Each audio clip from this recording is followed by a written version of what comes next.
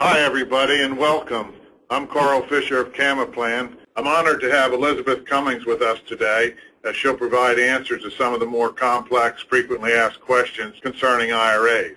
Beth, welcome today. What happens if a prohibited transaction occurs? I bet you get that one every once in a while. Yes, I do. Yes, I do. And that's a sad phone call when I have to make that one.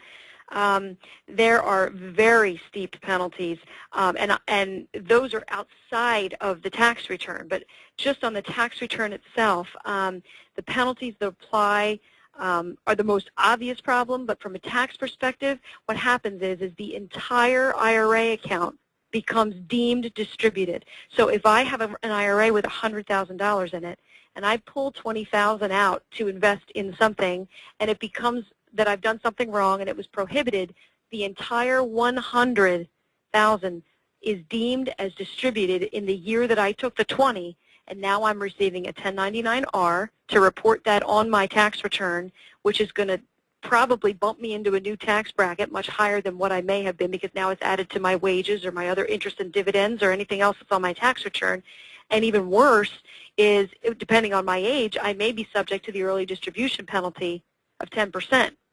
So this is a huge penalty, not to mention the slap on the wrist penalties, which from what I understand can be upwards of $50,000 from the IRS.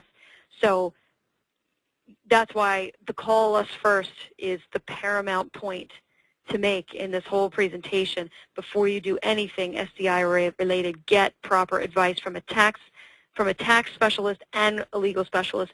Great to have someone that understands this, structuring the deal so they can plot out the points, and it's a timely manner as well as just the overall structure. The structure has to be right, and then the execution dates of each item has to be just so. Hey, Beth, thanks a lot. As always, this information is for educational purposes only. Each individual's circumstances can be unique. This webinar should not be considered as rendering tax, legal, accounting, or investment or other professional advice.